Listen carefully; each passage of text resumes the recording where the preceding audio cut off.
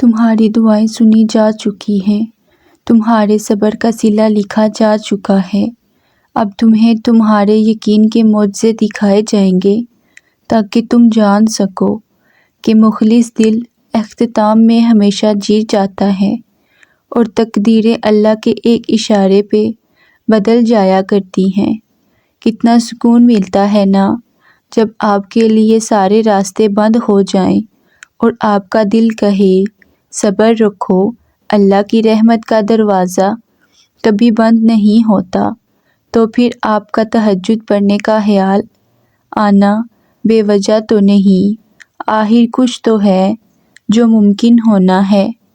تہجد میں جاگنے والوں کو چاہیے سونے والوں کے لیے دعا کریں، ملنے والوں کو چاہیے بچھڑنے والوں کے لیے دعا کریں، کامیاب ہونے والوں کو چاہیے ہارنے والوں کے لیے دعا کریں، ہنسنے والوں کو چاہیے رونے والوں کے لیے دعا کریں، محبت کرنے والوں کو چاہیے نفرت کرنے والوں کے لیے دعا کریں، آگے بڑھ جانے والوں کو چاہیے پیچھے رہ جانے والوں کے لیے دعا کریں، نیکوکاروں کو چاہیے گناہگاروں کے لیے دعا کریں، ہر ایک کو چاہیے ہر ایک کے لیے دعا کریں اور میرے لیے بھی دعا کریں۔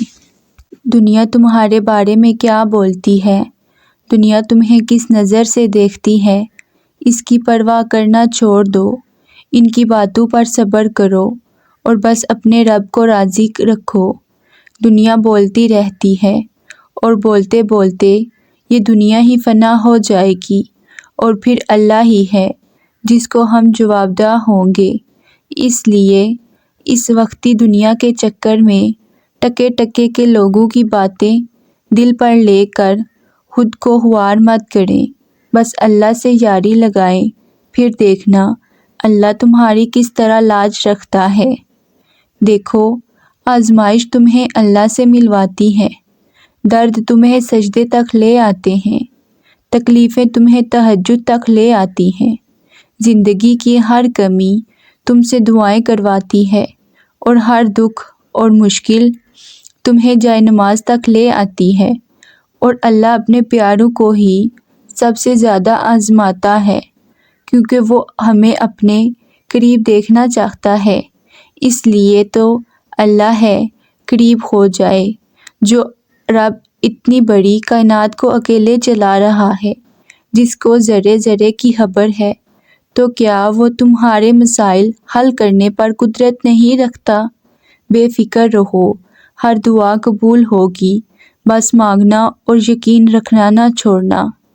بہت مشکل لگتا ہے کبھی کبھی دل کو یہ یقین دلانا کہ وقت اچھا آئے گا، پھر یاد آتا ہے یوسف علیہ السلام بھی تو بچھڑ گئے تھے، کتنی آزمائشوں سے گزرے تھے، یعقوب علیہ السلام بھی تو روئے تھے، رو رو کے آنکھوں کی بینائی چلی گئی تھی۔ اللہ نے یوسف عزیز مصر بنا کر بینائی دی، دل کی خوشی دی، انعام دیا۔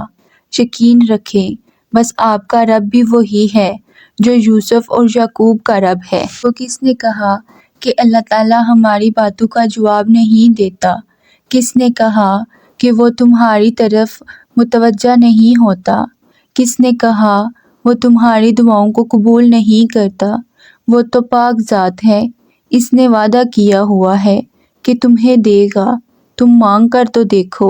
وہ آسمان کا نور ہے جو راتوں کے پچھلے پہر 7ویں آسمان تک آتا ہے اور کہتا ہے کوئی ہے مجھ سے مانگنے والا جسے میں عطا کروں، کوئی ہے مجھ سے محبت کرنے والا تاکہ میں بھی اس سے محبت کروں، کوئی ہے جو غم میں مبتلا ہے میں اس کے غم مٹا دوں۔